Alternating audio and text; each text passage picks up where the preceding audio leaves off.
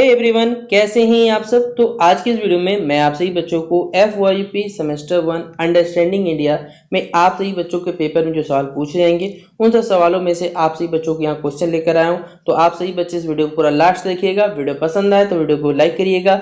Channel पर अगर new आए तो चैनल सब्सक्राइब कर लीजिएगा, साथ में बेल आइकन पे क्लिक कर लीजिएगा ताकि इसी प्रकार पल पल की हर वीडियो का नोटिफिकेशन आपको हमारे चैनल के मिलता रहे। डिस्क्रिप्शन बॉक्स में टेलीग्राम, फेसबुक, ट्विटर, इंस्टा सभी का लिंक अवेलेबल है। जहां भी फॉलो करना चाहे फॉलो कर लीजिएगा। कोई भी अपडेट आएगा तो सबसे पहले शेयर कर दिया जाएगा, ठीक है। देखिए, और इससे पहले भी हमारे चैनल पे प्लेलिस्ट बनाओ अंडरस्टैंडिंग का सारा लेक्चर अगर आप देख लेते हैं तो आपको पूरा अंडरस्टैंडिंग कवर हो जाएगा। आपका एक भी एग्जाम में सवाल नहीं छूटने वाला, इसके लिए आप निश्चिंत रह सकते हैं। बाकी आप सभी बच्चों के मालूम हमारा यूनिवर्सिटी कितना महान है, वो तो बात ही है, ठीक है। देखिए, ये अंडरस्टैंड इंडिया का सेट पेपर है आपका। टोटल 100 मार्क्स का 3 घंटा मिलने वाला आपको। हर क्वेश्चन के सेम वैल्यू होने वाला है। पहला ही सवाल पूछा गया कि हाउ मेनी टाइप्स ऑफ पुरुषार्थ, जो पुरुषार्थ होते हैं उनमें कितने प्रकार के पुरुषार्थ होते हैं, हमसे ये पूछा गया। 1 होता है, 2 होता है, 3 होता है, या फिर ऑप्शन नंबर डी बच्चों हमारे पास जो दिया हुआ है वो 4 होता है। तो पुरुषार्थ को याद रखिएगा, टोटल 4 भागों में इसे विभाजित किया गया है। तो ऑप्शन नंबर डी 4 हो जाएगा इसका राइट आंसर। फिर अगला बोला गया विच वेद रिप्रेजेंट म्यूजिक, कौन सा जो वेद है वो संगीत का प्रतिनिधित्व करता है। ऋग्वेद, सामवेद, यजुर्वेद या फिर अथर्ववेद। तो हमारे पास कौन सा हमारा वेद है जो संगीत का प्रतिनिधित्व करता है बच्चों, तो याद रखिएगा सामवेद। ऑप्शन नंबर क्या हो जाएगा हमारे पास, बी नंबर इसका राइट आंसर हो जाएगा। फिर अगला बोला है the etymological meaning of the word philosophy, यानी फिलोसॉफी शब्द का जो व्युत्पत्ति मतलब जैसे वैसे नाम होता है ना कि भाई इस शब्द का मतलब क्या होता है, सीधा बात अगर बोलिएगा ना तो फिलोसॉफी मतलब क्या होता है ज्ञान के। ऑप्शन नंबर ए दिया हुआ love of learning, option number B दिया हुआ science, option number C music और ऑप्शन नंबर डी है नन ऑफ दीज। तो ये जो वर्ड है हमारे पास फिलोसॉफी, इसका मतलब क्या होता है तो याद रख लीजिए, इसका मतलब होता है लव ऑफ लर्निंग। मतलब अगर हम लोग ज्ञान के प्रति जो हमारा प्रेम होता है, कोई चीज़ सीखने के प्रति हमारा प्रेम है तो ज्ञान ही है वो हमारे पास, वही क्या कहलाता है हमारे पास फिलोसॉफी कहलाता है। तो ऑप्शन नंबर क्या हो जाएगा, ए नंबर इसका राइट आंसर होगा। फिर अगला है how many kinds of suffering in Indian philosophy, भारतीय हमारा जो दर्शन शास्त्र है उसमें दुख कितने प्रकार के होते हैं। तो अगर आपने हमारा प्रीवियस वीडियो देखा होगा इस वर्ष का तो आपको मालूम होगा अंडरस्टैंड इंडिया में हमने सफरिंग्स को पढ़ाया हुआ था। तो वहां पर सफरिंग 3 प्रकार के बेसिकली बांटे गए हैं, ठीक है। तो इसके टोटल हमारे सफरिंग्स को हमारे जो बांटा गया वो 3 कैटेगरी में बांटा गया और 3 कैटेगरी है, इसलिए ऑप्शन नंबर क्या हो जाएगा, सी नंबर इसका राइट आंसर हो जाएगा। फिर अगला है स्टडी एंड स्ट्रगल, पढ़ो और लड़ो, ठीक है। यह जो कथन है ये कथन किनके द्वारा दिया गया है। ऑप्शन नंबर है Vivekananda ji, option number B Gandhi ji, option number C है Rabindranath Tagore ji, option number D none of the. देखिए, ये जो कथन है याद रखिएगा विनोद बिहारी महतो जी के द्वारा ये कथन दिया गया कि अगर आपको पढ़ना है तो भाई पढ़ने के लिए आपको लड़ना पड़ेगा। तो पढ़ो और लड़ो का जो नारा है वो किसने दिया है, विनोद बिहारी महतो जी ने दिया है। इसलिए यहाँ पर तो ऑप्शन नहीं, इसलिए हम लोग क्या टिक करेंगे, ऑप्शन नंबर डी इसका सही जवाब टिक करेंगे, क्योंकि इसका राइट ऑप्शन यहाँ पर अवेलेबल नहीं है। अगला हमारे पास the Upanishad are called the part of the Veda, जो वेद के जो उपनिषद भाग को क्या कहा जाता है, इसको कहा जाता है ज्ञान कांड, ठीक है। और यहाँ पर सुंदर कांड, फिर कर्म कांड या फिर ऑप्शन नंबर डी इनमें से कोई नहीं। देखिए, ये वाला जो सवाल है इसका आंसर आप सर्च करते हैं तो आपको मिलेगा, पता है क्या, इसे क्या कहते हैं, वेदांत कहते हैं। और वेदांत इसमें से कहीं ऑप्शन में नहीं है, तो इसलिए हम लोग किस ऑप्शन पे जाएंगे, तो ऑप्शन नंबर डी हमारे पास फर्ज बनता जाना। फिर अगला बोला गया कि जो जैन धर्म है, जैन धर्म के जो 24वें तीर्थंकर है वो कौन थे। देखिए, आपको मालूम होगा जैसे जैन धर्म के प्रथम तीर्थंकर कौन है, तो वह ऋषभ देव जी को माना जाता है। और जो जैन धर्म के लास्ट तीर्थंकर या 24वें तीर्थंकर थे वो कौन थे, जिसके नाम पे हम लोग जानते हैं पारसनाथ हो जाएंगे, जो पारसनाथ टेम्पल आप सुनते हैं, ठीक है, वो किनके नाम पे है, तो भाई पारसनाथ जी के नाम पे रखा गया है। तो ऑप्शन नंबर क्या टिक करिएगा, सी नंबर, ये वाला इसका राइट आंसर। अगला है where was Gautam Buddha enlightened, मतलब गौतम बुद्ध जी को जो ज्ञान की प्राप्ति हुई थी। आपको मालूम होगा कि भाई बोध गया फेमस क्यों है, क्योंकि गौतम बुद्ध को वहां पर ज्ञान की प्राप्ति हुई थी। तो ऑप्शन नंबर क्या हो जाएगा, ए नंबर बोध गया इसका राइट है। लुम्बिनी में देखिए उनका जन्म हुआ था बेसिकली, ठीक है। तो ये जन्म स्थान है और ये इनको ज्ञान की प्राप्ति हुई गौतम बुद्ध जी को। फिर अगला सवाल है कि who is the God of the tribal. देखिए, जनजातियों को भगवान या कहा जाए भाई, हमारे झारखंड में कैसे झारखंड की स्थापना जो हुई थी आपको मालूम होगा, इनका जो झारखंड स्थापना दिवस मनाते हैं वो हम लोग हर वर्ष कब मनाते हैं, 15 नवंबर। क्यों मनाते हैं भाई, क्योंकि बिरसा मुंडा जी के नाम पे, बिरसा मुंडा जी के लिए ये मनाया जाता है हमारे पास। तो ऑप्शन नंबर क्या हो जाएगा, बी नंबर इसका राइट आंसर हो जाएगा। जनजाति को भगवान किन्हें माना जाता है, तो भगवान बिरसा मुंडा को माना जाता है। फिर अगला सवाल है, अच्छा देखिए, हमने आपको पढ़ाया हुआ है कि भाई अगर आप हमारे वीडियोस को देखते रेगुलर तो आपको मालूम होगा ये सारे के सारे क्वेश्चन में पढ़ाए हुए हैं कि भगवान बिरसा मुंडा जी का जन्म कहाँ हुआ था, बलियापुर में, उलिहातों में, देवघर में या पारसनाथ पे। तो भाई ये तीनों जगह कहीं नहीं है, खूंटी में एक जगह है जिसका नाम है, खूंटी जिले के उलिहातू नामक स्थान है, वहां पर क्या हुआ था, भगवान बिरसा मुंडा का जन्म हुआ था। तो ऑप्शन नंबर क्या हो जाएगा, बी नंबर इसका राइट आंसर होगा। फिर अगला बोला है कि what is the position of India in the world in the terms of geographical area. देखिए अगर हम बात करें हमारा जो भारत है क्षेत्रफल की दृष्टि से कितने नंबर पे आता है, स्थान प्राप्त किया, वो ये बताना आपको, ठीक है। तो आपको मालूम होगा हमसे टोटल 6 बड़े देश हैं। अगर आप हमारे वीडियोस को देखिएगा तो मैं पढ़ा दिया कि RCA है। अब भाई रसिया, चाइना, आपको सब के सब सीरीज हमने पढ़ाया हुआ है। ये 6 देश वो है, चलिए आप लोग कमेंट बॉक्स में नाम बताइए कौन कौन सा हमारे पास। ये 6 देश वो है जो हमारे क्षेत्रफल से बड़े हैं, और बाकी हमारा जो भारत आता है वो 7वें नंबर पर आता है। तो 7वां नंबर खोज लिया, ऑप्शन कहाँ पर है, सी नंबर है। तो ऑप्शन नंबर क्या हो जाएगा, सी नंबर इसका राइट आंसर। फिर अगला है which of the following states of India is smallest in terms of area. निम्नलिखित में से हमारे पास भारत का कौन सा राज्य है जो क्षेत्रफल की दृष्टि से सबसे छोटा है। Option number A Tripura, option number B Sikkim, option number C Manipur, option number D Goa. देखिए यहाँ पर तो आपसे ही बच्चों को मिल गया कि क्षेत्रफल की दृष्टि से आपको मालूम है कि सबसे बड़ा जो राज्य है वो राजस्थान है, सबसे छोटा जो राज्य है वो है गोवा। अगर आपको कहीं ऑप्शन नहीं मिले तो बस आपको मैप याद रखना है। अगर आप मैप याद रखते हैं तो आपको सारे के सारे ये सब सवाल टिक हो जाता है, ठीक है, कि बाउंड्री लाइन कितना है, किसका, ये सब कुछ पता चल जाता है। तो ऑप्शन नंबर क्या हो जाएगा, फिलहाल डी नंबर इसका राइट आंसर होगा। फिर अगला क्वेश्चन नंबर 13 हमारे पास पूछा हुआ है कि which of the following states of India does not share its boundary with China. देखिए इनमें से हमारे पास भारत का कौन सा राज्य है जो चाइना के साथ बाउंड्री शेयर नहीं करता, ये हमें बताना है। हिमाचल प्रदेश, हाँ भाई बॉर्डर सटा हुआ करेगा, उत्तराखंड, सिक्किम करेगा, नागालैंड। देखिए नागालैंड अब देखिएगा तो ये 7 सिस्टर्स के अंतर्गत आने वाला राज्य है, और जो कि डाउन साइड में, मतलब मैप में हमारे पे देखिएगा इस साइड में नीचे पे पड़ता है नागालैंड, ठीक है। तो नागालैंड जो है बेसिकली हमारे पास बाउंड्री शेयर नहीं करता चाइना के साथ, इसलिए क्या हो जाएगा, ऑप्शन नंबर डी इसका राइट आंसर होगा। फिर अगला बोला गया कि which of the following coastal region in India. इनमें से हमारे पास कौन सा कोस्टल रीजन मतलब जो तटीय प्रदेश है बेसिकली, वो उत्तर पूर्वी मानसून से क्या होता है, वर्षा होता है। यानी हमारे भारत में ऐसा जैसे हम लोग जानते हैं साउथ में, देखिएगा भाई साउथ में जो बारिश होता है पता है वो ठंडे के दिन में बारिश होता है, ये हमने अपने वीडियो में आपको पढ़ाया हुआ था। और यहाँ पर कोस्टल रीजन जो है बेसिकली इंडिया में, ये सब के सब नॉर्थ ईस्ट का मानसून में कब होता है, कौन सा कोस्टल रीजन पड़ता है, तो ये भी याद रखना, कोरोमंडल का जो तट होता है बेसिकली हमारे पास, ये ऑप्शन नंबर 14 देख रहे हैं, 14 में देखिए जो कोरोमंडल का तट होता है उसमें ये बारिश होता है। तो ऑप्शन नंबर क्या हो जाएगा, कोरोमंडल, कोस्ट इंग्लिश में, हिंदी में कहा जाता है कोरोमंडल का तट हो जाएगा, ठीक है। फिर अगला है the highest peak of India. देखिए भारत का सबसे जो ऊंचा चोटी है वो केटू को माना जाता है, और ये हिमालय का कौन सा रेंज में, मतलब हिमालय को देखिए हमने कुछ रेंज में बांटा हुआ है, जैसे पीर पंजाल हो गया, काराकोरम हो गया, सबको एक रेंज में बांटा हुआ है। तो हिमालयन कौन सा रेंज के अंतर्गत आता है, मतलब कौन सी जगह में सिचुएटेड है, तो ये काराकोरम, और काराकोरम का शॉर्ट नेम क्या होता है बच्चों, हम जानते हैं केटू से लिखा जाता है। तो ऑप्शन नंबर क्या टिक कर लीजिएगा, बी नंबर इसका राइट आंसर टिक करिएगा। फिर अगला सवाल है कि which of the following rivers of India flows through rift valley. देखिए इनमें से हमारे पास भारत की कौन सी जो नदी है वो भ्रंश घाटी से होकर गुजरती है, नर्मदा, स्वर्णरेखा, महानदी या कावेरी। तो कौन सी नदी जो भारत की हमारे पास जो भ्रंश घाटी से गुजरती है बच्चों, तो याद रखिएगा नर्मदा नदी भारत की। तो ऑप्शन नंबर क्या हो जाएगा, सी नंबर इसका राइट आंसर होगा। फिर अगला बोला गया maximum area of tidal forest. Tidal forest का जो मैक्सिमम एरिया है वो कौन से जगह में सबसे ज्यादा पड़ता है, मतलब कौन से राज्य में, ये लिखा हुआ है। पहला वेस्ट बंगाल है हमारे पास, दूसरा है आंध्र प्रदेश, गुजरात और तमिलनाडु। देखिए ये जो टाइडल मतलब होता है हमारे पास, जो ज्वारीय वन वहाँ होता है जहाँ पर बेसिकली खाड़ी वाला क्षेत्र, समुद्री इलाका हो गया। तो वेस्ट बंगाल में सबसे ज्यादा समुद्र आपने देखा हो, सुंदरबन डेल्टा नाम सुना होगा। तो ऑप्शन नंबर ए क्या हो जाएगा, इसका राइट आंसर हो जाएगा।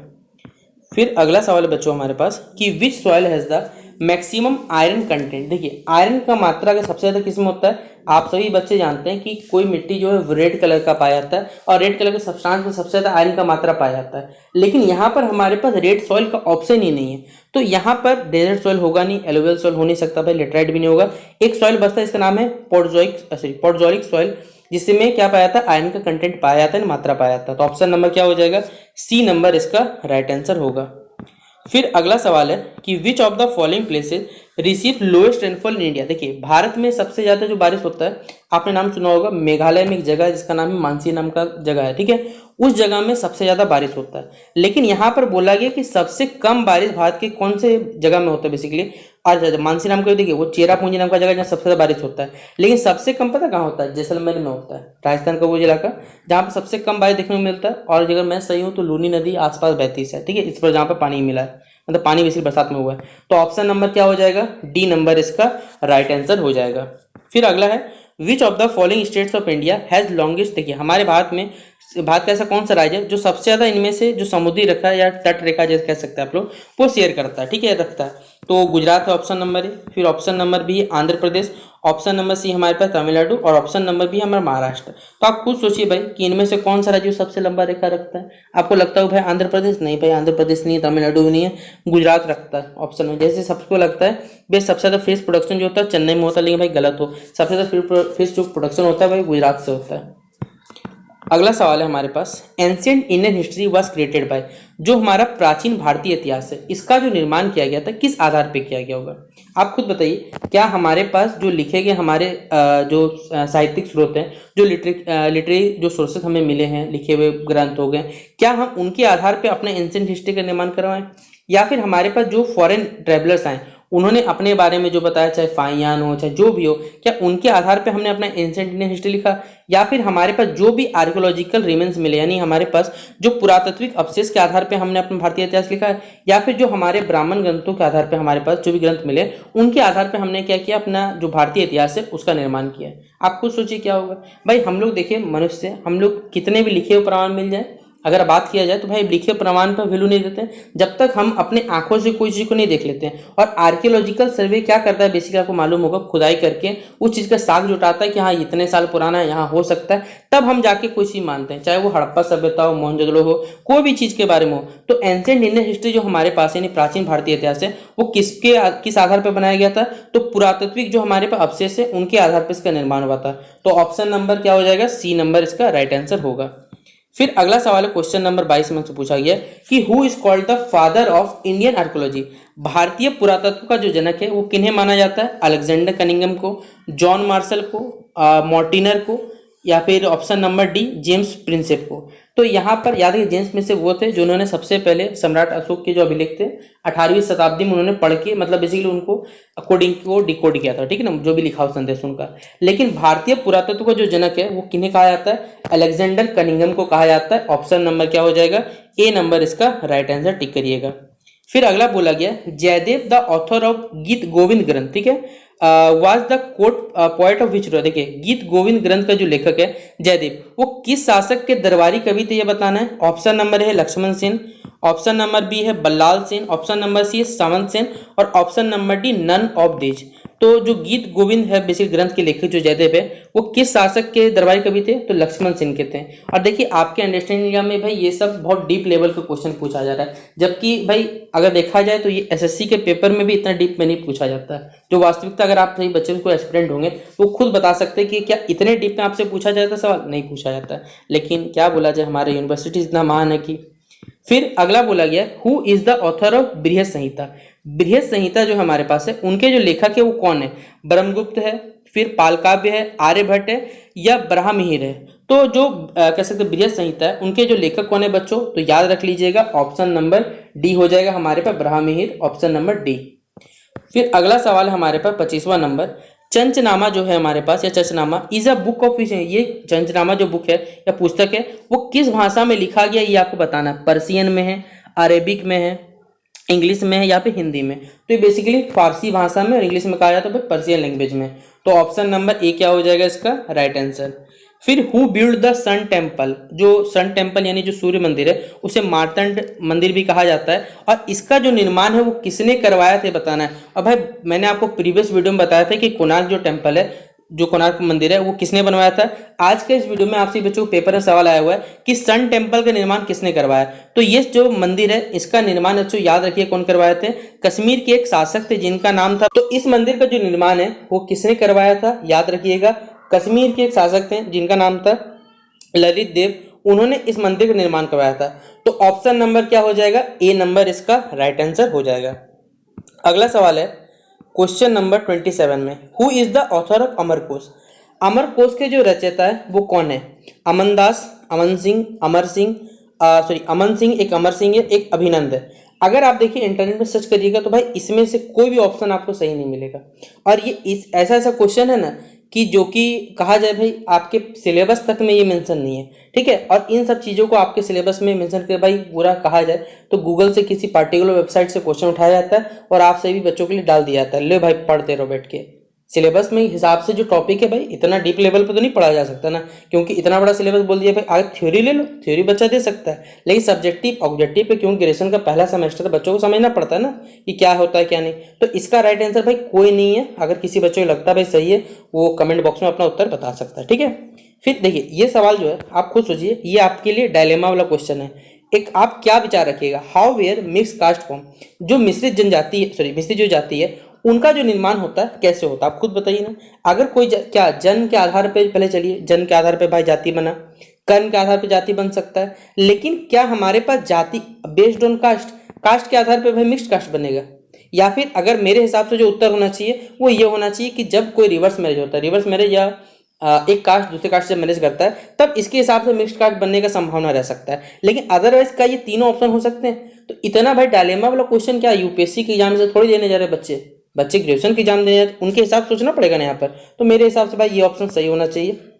अगला सवाल है कि विच रूलर बिल्ड एलोरा केव हमारा। देखिए आपको मालूम होगा अजंता और एलोरा की जो गुफाएं वो बेसिकली महाराष्ट्र में बेसिकली इनका निर्माण किस शासक ने करवाया ये पूछा आपसे, ठीक है।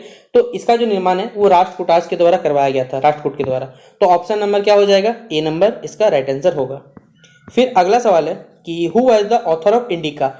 इंडिका के जो लेखक है वो कौन है? तो आपको मालूम होगा, पहला ऑप्शन दिया मेगास्थनीज, दूसरा है हमारे पास है Plutarch, option number C Seleucus Nicator और ऑप्शन नंबर डी है सॉरी हमारे पास अलेक्जेंडर। तो इंडिका के जो लेखक है वो कौन है? मेगास्थनीज है। तो ऑप्शन नंबर क्या हो जाएगा? ए नंबर इसका राइट आंसर टिक कर लीजिएगा। फिर mention the nature of Indian economy on the eve of independence. देखिए स्वतंत्रता के पूर्व जो हमारे भारतीय अर्थव्यवस्था थी उसकी प्रकृति का आपको क्या करना है? उल्लेख करना है कि जब हमारा देश स्वतंत्रता से पूर्व हमारे देश उसका अर्थव्यवस्था किस प्रकार का था। क्या ये अंडर डेवलप्ड था? ऑप्शन नंबर बी है फिर हमारे पास बैकवर्ड है, फिर स्टैग्नेंट स्थिर है, या फिर हमारे पास ऑल ऑफ दिस। जब बेसिकली देश हमारा आज़ाद नहीं हुआ था तब क्या हमारा देश जो अर्थव्यवस्था भाई वो डेवलप नहीं था, ना ही अंडर डेवलप था, वो किसी पोजीशन पे नहीं था। हमारा जो अर्थव्यवस्था था भाई वो बहुत ज़्यादा पिछड़ा था। फिर देश जब हमारा तो धीरे धीरे हम लोग अंडर डेवलप में धीरे धीरे डेवलपिंग कंट्रीज में चलेंगे, फिर एक टाइम पे हम लोग खुद ब खुद डेवलप कर जाएंगे। तो फिलहाल तो ऑप्शन नंबर क्या हो जाएगा? बी नंबर इसका राइट आंसर हो जाएगा। फिर what is the major economic problem faced by the society. सबसे ज्यादा देखिए पूछा हुआ है कि समाज के सामने जो हमारे पास मुख्य आर्थिक समस्या थी वो क्या है? बेरोजगारी है, इनइक्वलिटी है, या फिर पॉवर्टी है, या फिर स्कार्सिटी है। देखिए अगर हमारे पास बात की जाए भाई युवा से जुड़ा हुआ रहेगा तो हो सकता है चलिए बेरोजगारी है। आय के आधार पर बोला जाए तो असमानता हो सकती है, फिर गरीबी के मामले में चलिए असमानता हो सकती है। लेकिन अगर बात की जाए अगर हमारे पास दुर्लभता मतलब ही होता है, मेरे हिसाब जो लगता है ये ऑप्शन सही होगा। क्यों? क्योंकि हमारे पास जो रिसोर्सेज संसाधन है उसकी थोड़ी दुर्लभता है। अगर ये हमारे पास सही मात्रा में रहता है, जैसे बाहरी कंट्रीज में ऑयल है, किसी के पास है, तो हम लोग क्या कर सकते हैं? अपनी आर्थिक समस्या को दूर कर सकते हैं। तो मेरे हिसाब से बच्चों ये वाला ऑप्शन नंबर डी सही जवाब है इसका। अगला सवाल है हमारे पास, in the second 5 year plan. आपको हमने अपने प्रीवियस वीडियो में 12th जो 12वां पंचवर्षीय योजना था उसके बारे में बताया हुआ था, लेकिन इस बार आपसे पूछा हुआ जैसे फर्स्ट 5 ईयर प्लान जो हमारे पास लॉन्च हुआ था वो 1951 से 1956 के बीच में था, ठीक है। इसको आधार बनाया गया था क्या? किस काम के लिए इसमें काम रखा गया था बच्चों? याद रखिएगा। तो इसमें मेन उद्देश्य था कि भाई हम लोग को जो कृषि हमारा पास यानी एग्रीकल्चर है उसको डेवलप करना है, एग्रीकल्चर सेक्टर बढ़ाना है, ताकि हमारे देश के जो भी व्यक्ति किसी को भाई खाने पीने दिक्कत ना हो, कुछ भी दिक्कत ना हो। लेकिन जो सेकेंड 5 ईयर प्लान जो लॉन्च हुआ था उसका जो उद्देश्य था 1956 से 1961 के बीच में, इसमें था इंडस्ट्रियल डेवलपमेंट, यानी जो औद्योगिक विकास था उसका इसका करना काम था। तो ऑप्शन नंबर क्या हो जाएगा? 33 का बी नंबर राइट आंसर। फिर अगला है चेयरमैन ऑफ नीति आयोग। देखिए नीति आयोग के जो अध्यक्ष होते हैं वो हमारे भारत के प्रधानमंत्री होते हैं, याद रख लीजिएगा। तो ऑप्शन नंबर क्या हो जाएगा? ए नंबर इसका राइट आंसर होगा। फिर अगला है which sector contributes to most of the India. देखिए अगर बात किया जाए हमारी अभी वर्तमान की जो अर्थव्यवस्था है उसमें सबसे ज्यादा योगदान किस क्षेत्र का है? क्या ये प्राथमिक क्षेत्र का है, द्वितीयक का है, तृतीयक का है, या फिर जो सर्विस सेक्टर है? अगर आप बताइए क्या हो सकता है खुद इसका जवाब। अगर देखिएगा तो भाई प्राथमिक सेक्टर जो हमारे पास है हम उस पर डिपेंडेंट है, लेकिन जो हमारा मेन काम चल रहा है भाई वो सर्विस सेक्टर है। हम लोगों को सेवा दे रहे हैं, सेवा से भाई हमें इनकम मिलता है, उससे देश चलता है, तो अर्थव्यवस्था में इसका बहुत बड़ा योगदान है। तो ऑप्शन नंबर बी मेरे हिसाब से इसका राइट आंसर हो जाएगा। फिर अगला सवाल बोला गया है, अच्छा बच्चों 35 के बाद कुछ सवाल छूट गए हैं तो माफ कर दीजिएगा, 36 37 छूटे हुए, ठीक है। 38 नंबर क्वेश्चन देख लेते हैं हम लोग। At present the number of industries for which licence, देखिए वर्तमान में जिन उद्योगों के लिए लाइसेंस अनिवार्य है उनकी संख्या कितनी आपको बताना है। भाई हमारे पास देखिए बहुत सारे ऐसे कंपनी हम लोग नहीं बोलेंगे, ठीक है, जिनके लिए लाइसेंस का आवश्यकता पड़ता है, लेकिन कम से कम कितने उनका आवश्यकता पड़ती है हमारे पास, तो टोटल 6 है। ऑप्शन नंबर क्या हो जाएगा, ए नंबर इसका राइट आंसर हो जाएगा। फिर बोला गया what is the position of India in the, जो वर्ल्ड है हमारे पास जूट एक्सपोर्ट में, यानी जूट का उत्पादन में या जूट का निर्यात में बोला जाए तो हमारे पास जो हमारा भारत है वो कितने स्थान पर आता है, प्रथम स्थान पर, द्वितीय, तृतीय या चतुर्थ पे। तो कितने स्थान पर जो हमारा भारत आता है, याद रख लीजिएगा ये फर्स्ट नंबर पर आता है जूट के इंपोर्ट में। लेकिन अगर पूछा जाए स्टील के उत्पादन में, आयरन स्टील के उत्पादन में, तो ये दूसरे नंबर पर आता है। फर्स्ट नंबर पर जो चाइना आता है हमारे पास। तो ऑप्शन नंबर क्या हो जाएगा, ए नंबर इसका राइट आंसर होगा। फिर क्वेश्चन नंबर 40 में पूछा गया कि भूदान जो आंदोलन हुआ था, ठीक है, इसके जो जन्मदाता है ये किन्हें माना जाता है। तो भाई एकदम बच्चा याद रखिएगा, आचार्य विनोबा भावे जी को माना जाता है भूदान आंदोलन के जन्मदाता, यानी भूदान मूवमेंट के फाउंडर किन्हें माना जाएगा, आचार्य विनोबा भावे, जिनके नाम पे हमारे झारखंड यूनिवर्सिटी भी है, विनोबा भावे यूनिवर्सिटी, नाम सुना होगा अपने। तो 40 का सी हो जाएगा राइट आंसर। फिर अगला सवाल पूछा हुआ है कि Mahatma Gandhi was married to Kasturba Gandhi, ठीक है, at the age of, Mahatma Gandhi ji ने कस्तूरबा जी से विवाह कितने वर्ष में किया था, ये अपने उनकी उम्र क्या थी बताना है। तो उनकी जो उम्र थी बच्चों वो याद रखिएगा 13 वर्ष उनकी उम्र थी। तो ऑप्शन नंबर क्या हो जाएगा, बी नंबर इसका राइट आंसर होगा। फिर अगला सवाल बोला हुआ है which among the following according to Mahatma Gandhi is essential principle of satyagraha. देखिए महात्मा गांधी जी के द्वारा सत्याग्रह का जो मूल सिद्धांत दिया गया था वो क्या था। तो सबसे पहले तो भाई उनका सिद्धांत, अच्छा यहाँ बच्चों क्वेश्चन छूट ही है 42 के बाद बच्चों कुछ क्वेश्चन मिसप्रिंट है, यहाँ पर हमारे पास सत्य था, ये सब कुछ छूट गया। अच्छा 42 और 43 छोड़ दिए बच्चों, क्योंकि जो बच्चों ने क्वेश्चन भेजा था उनके हिसाब से यह क्वेश्चन भेजा ही नहीं गया, ठीक है। तो 42 और 43 आप लोग छोड़ दीजिएगा, 44 पे हम लोग आते हैं, ठीक है। बोला गया by the end of dash the Khilafat movement and non cooperation movement merge into one national movement. देखिए खिलाफत आंदोलन और जो नॉन कोऑपरेशन मूवमेंट, यानी खिलाफत आंदोलन और जो आशय आंदोलन था, एक साथ मिलकर एक राष्ट्रीय मूवमेंट बना था, ठीक है, नेशनल मूवमेंट बना था। लेकिन कौन सा साल था ये हमें बताना है, तो याद रख लीजिएगा वर्ष 1922 था। तो ऑप्शन नंबर क्या होगा, सी नंबर इसका राइट आंसर होगा। फिर defence expenditure on British government increase in 1919 after the, देखिए आपको मालूम होगा कि फर्स्ट वर्ल्ड वॉर चला था 1914 से लेकर 1919 के बीच में। इसके बाद जो ब्रिटिश गवर्नमेंट का डिफेंस एक्सपेंडिचर था भाई वो बढ़ा था, लेकिन किसके बाद, तो भाई सबसे पहली बात है फर्स्ट वर्ल्ड वॉर। खोज लो ऑप्शन नंबर क्या है हमारे पास, डी नंबर हो जाएगा फर्स्ट वर्ल्ड वॉर। फिर अगला बोला है name the viceroy who was associated with the formation of Muslim league. Muslim league के जो निर्माण के समय भारत के जो वाइसरॉय थे वो कौन थे, लॉर्ड चेम्सफोर्ड। देखिए ये लोग को लॉर्ड नहीं पढ़ना चाहिए, ये लोग अंग्रेज का बच्चा, लोगों में वैल्यू नहीं देते हैं, ठीक है। चेम्सफोर्ड, मिंटो, हार्डिंग या रिपन, ठीक है, रिपन टिपन जो भी था। तो कौन वाइसरॉय था उस टाइम पे बोला जाए तो भाई था मिंटो था, ठीक है, ये मिंटो नाम का कोई होगा पागल। ऑप्शन नंबर क्या होगा, बी नंबर इसका राइट आंसर होगा। फिर अगला सवाल है हमारे पास कर्जन, इसको हम लोग बोलते हैं दुर्जन। जब हम लोग पढ़ाई करते हैं तो भाई इसको कर्जन नहीं पढ़ के, इसने क्या किया, हमारे भारत का सत्यानाश किया, बंगाल को दो भागों में बांट दिया, पूर्वी बंगाल, सॉरी पहले पूर्वी बंगाल नहीं बच्चों, पहले इसने क्या किया, बंगाल से पहले क्या किया, बांग्लादेश को अलग किया था। तो इसने दो भाग में इसे क्या किया था, बांट दिया था। तो 47 का क्या आंसर हो जाएगा हमारे पास, डी नंबर हो जाएगा, ठीक है। अभी वर्तमान में बांग्लादेश की स्थिति देखिए रहे, ठीक है, बांट दिया भाई, हमारे पास रहता तो हमारा एरिया था, हमारा क्षेत्रफल बढ़ता है, सोचिए। फिर अगला हमारे पास भारतीय राष्ट्रीय कांग्रेस के कलकत्ता अधिवेशन में राष्ट्रीय जो गीत हुआ था, ठीक है, वो पहली बार वर्ष किस वर्ष में गाया गया था ये बताना है। पहला ऑप्शन है 1909, 1907, 1911 या फिर ऑप्शन नंबर डी 1903। तो इसका राइट आंसर क्या हो जाएगा बच्चों हमारे पास, वर्ष 1911। फिर अगला बोला गया who was the first Asian, मतलब हमारे एशिया के, देखिए पूछा गया एशिया के प्रथम जो नोबेल पुरस्कार विजेता है वो कौन थे ये बताना है। रविन्द्रनाथ टैगोर, जवाहरलाल नेहरू, डॉक्टर राजेंद्र प्रसाद या फिर फिरोज शाह मेहता। तो सबको जानते हैं भाई कौन हो जाएगा, रविन्द्रनाथ टैगोर जी हो जाएंगे, ऑप्शन नंबर ए। और अगला क्वेश्चन नंबर, लास्ट क्वेश्चन हमारा इस वीडियो का, कि who among the following went to America in 1914 to join Ghadar party. निम्नलिखित में से कौन 1914 में अमेरिका जाकर गदर पार्टी में सम्मिलित हुए थे? भाई हमें भी नहीं पता इसका जवाब, कहीं नहीं पता तो नहीं पता भाई, जबरदस्ती कहाँ से बता दे, ठीक है। कहीं कि इसका आंसर भाई पढ़ने के लिए अब हमें गदर पार्टी पूरा पढ़ना पड़ेगा, तो उतना समय फिलहाल अभी वर्तमान में नहीं। तो अगर आपको लगता है कि भाई 1914 में अमेरिका जाकर गदर पार्टी किसने ज्वाइन किया था, अब यहाँ सनी देओल तो है नहीं जो उनको ज्वाइन करवा देंगे, तो फिलहाल आपको लगता है जवाब आता तो बता दीजिएगा। बाकी मिलते हैं नेक्स्ट वीडियो पे। वीडियो कैसा लगा जरूर बताइएगा, और चैनल पर न्यू आया सब्सक्राइब करना मत भूलिएगा। तब तक के लिए जय हिंद और जय भारत।